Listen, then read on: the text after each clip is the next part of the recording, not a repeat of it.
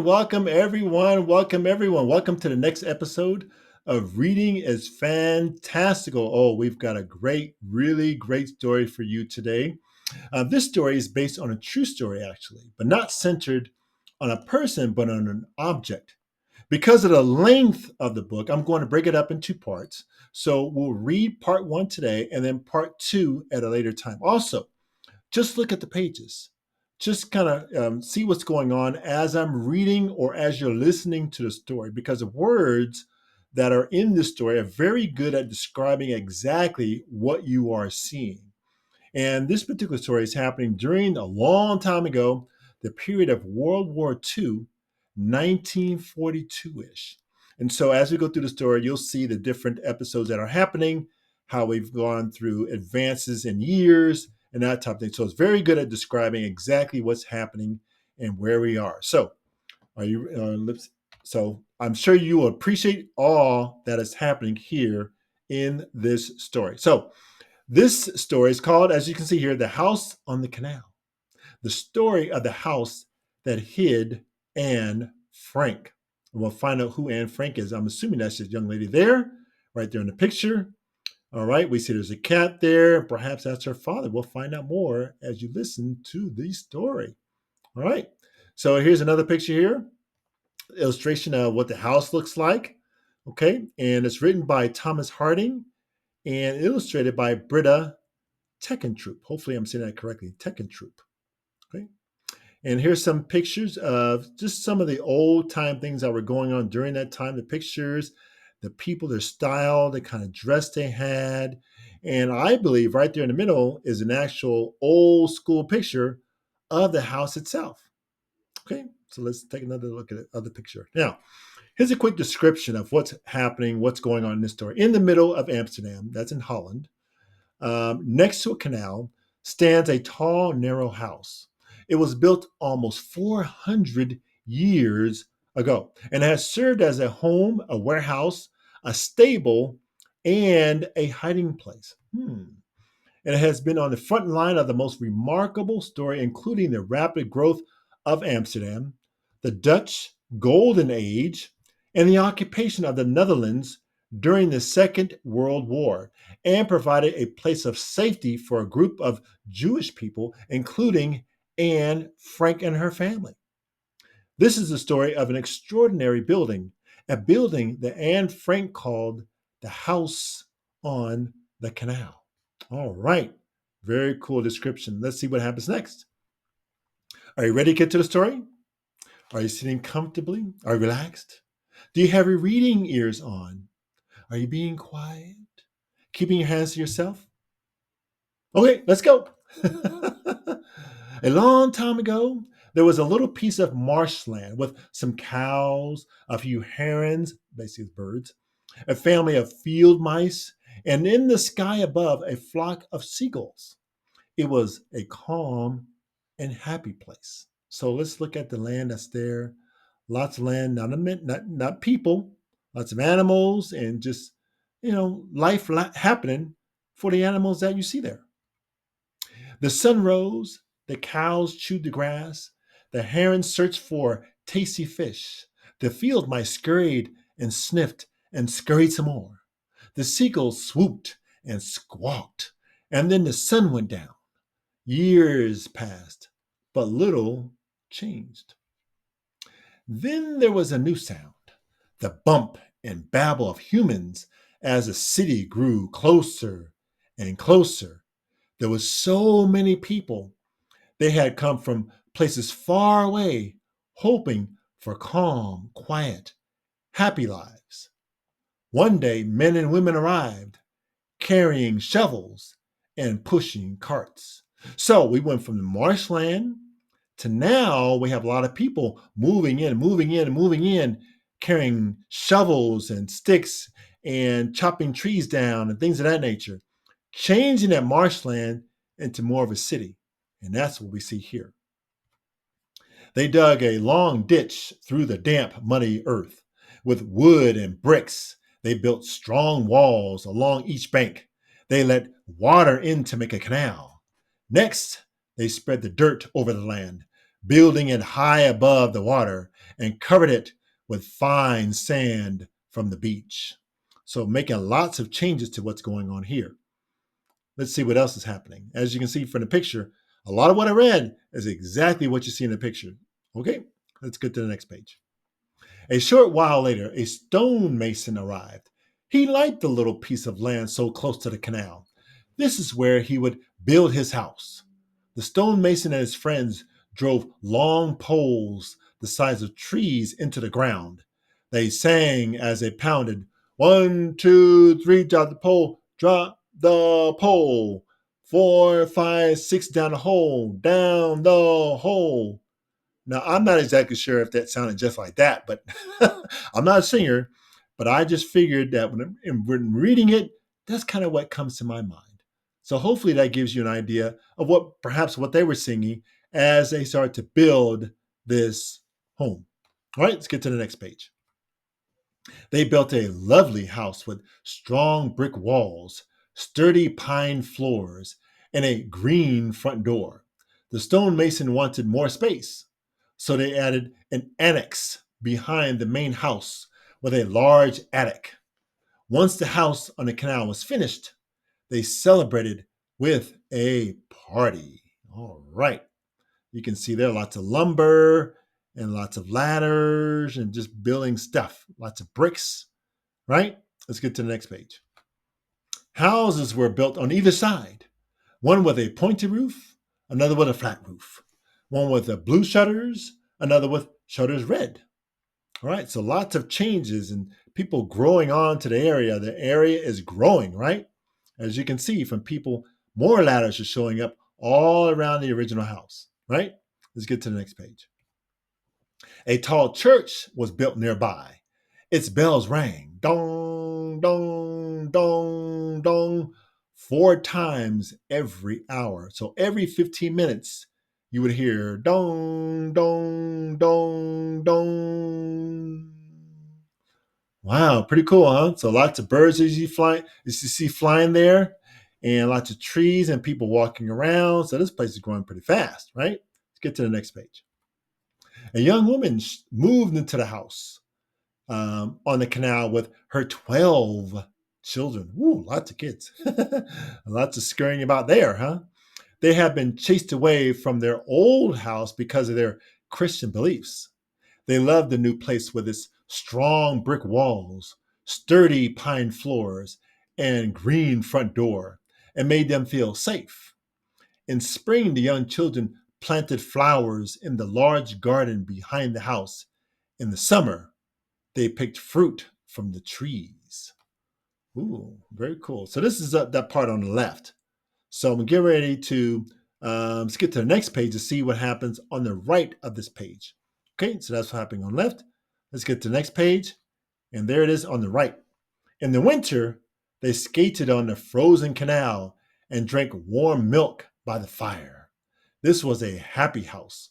So once again, about the kids playing outside on the left side, and on the right, you can see it's frozen with lots of wind and snow and freezing situations there.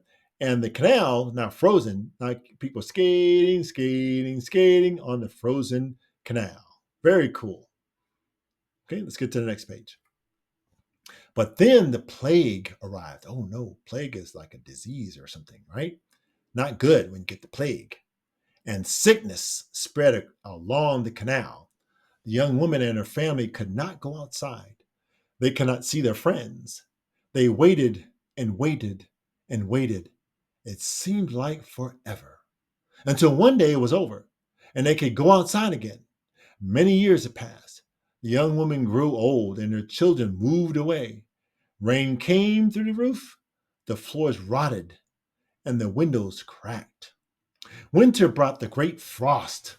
It was so cold. The canal froze for weeks and weeks.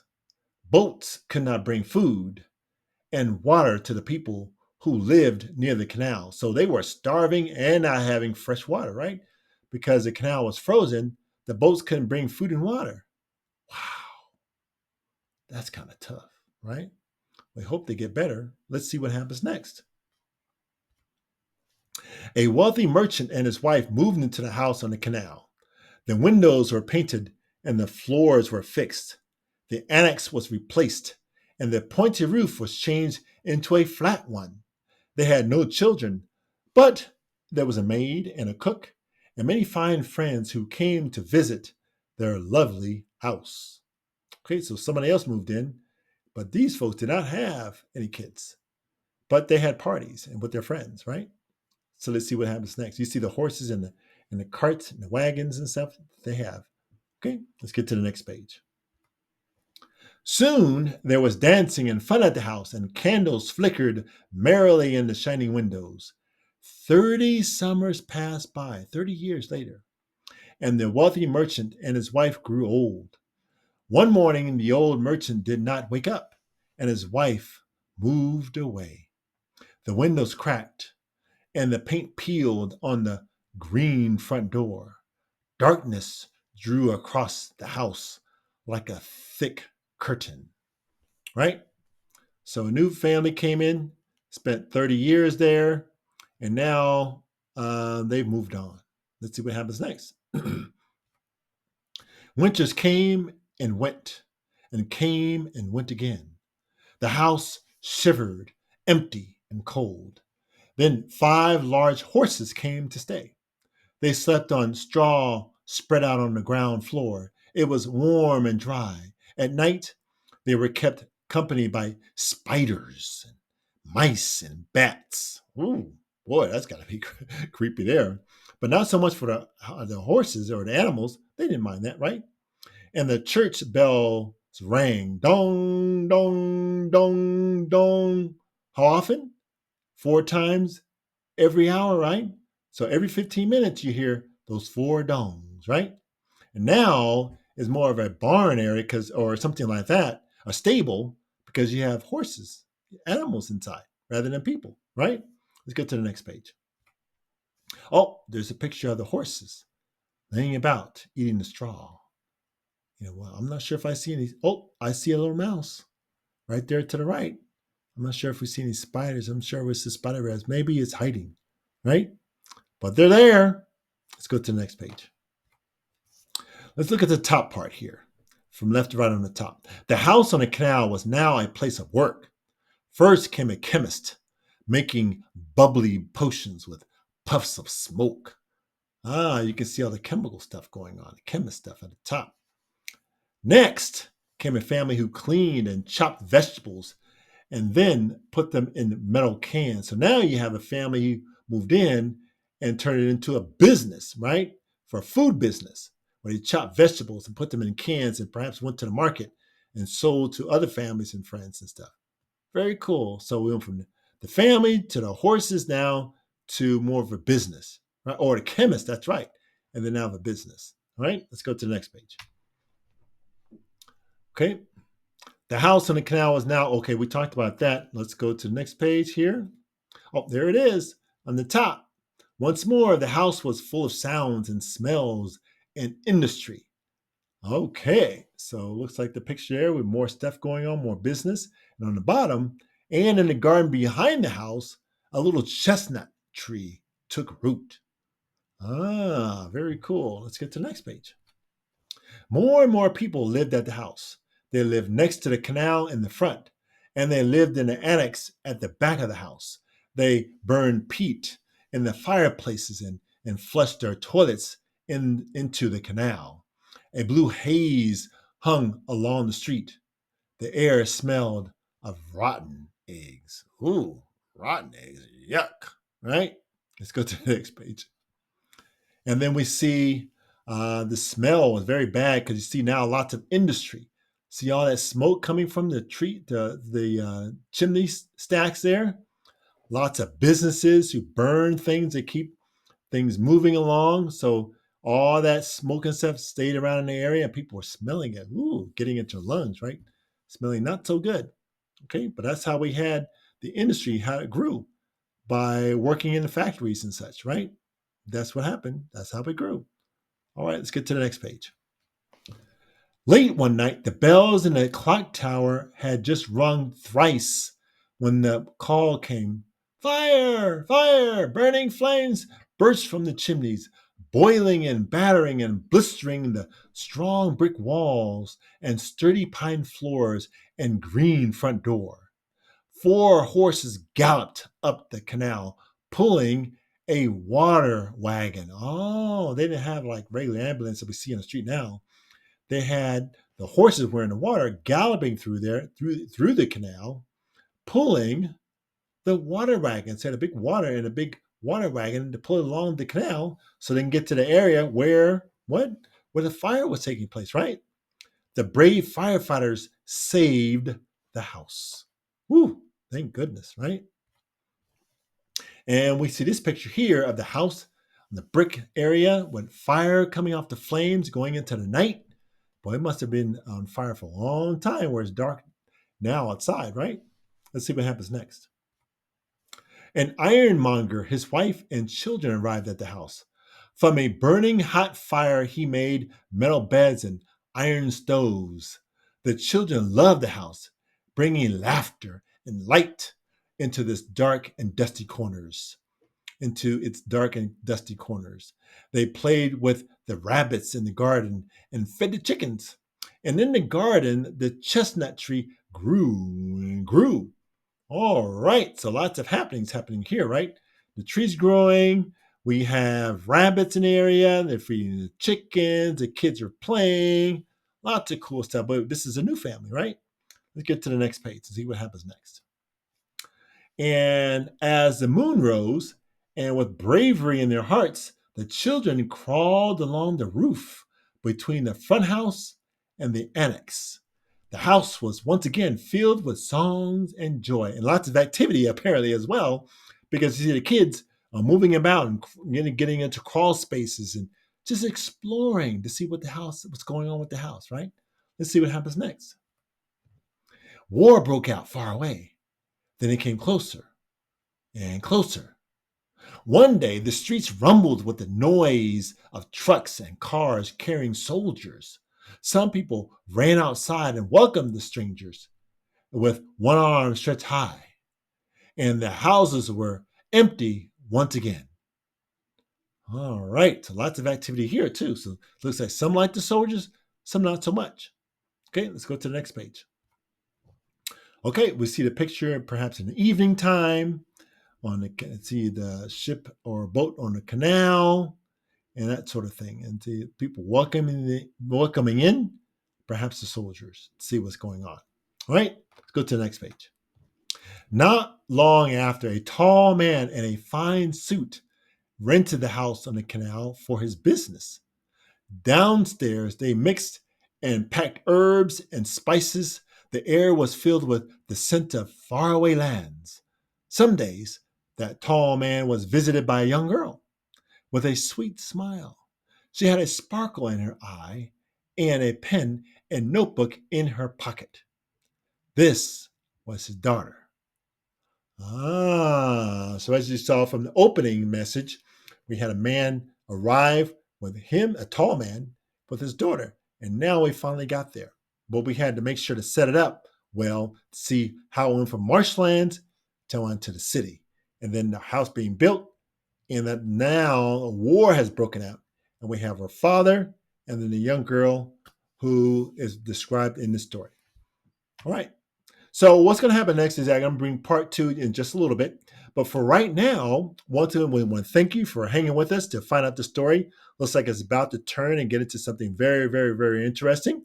Okay, so while you're in YouTube, make sure you like, hit the thumbs up, you share with your friends to go out to the feed, and you hit the subscribe button so that you're included in this channel. Subscribe is for free. All right, and so we're going to bring more stories that was captivating and more interesting stuff as well. So just hang with us. Thank you once again. My name is Mr. Lauren, and this is Reading is Fantastical. Take care, and we'll see you in the next program.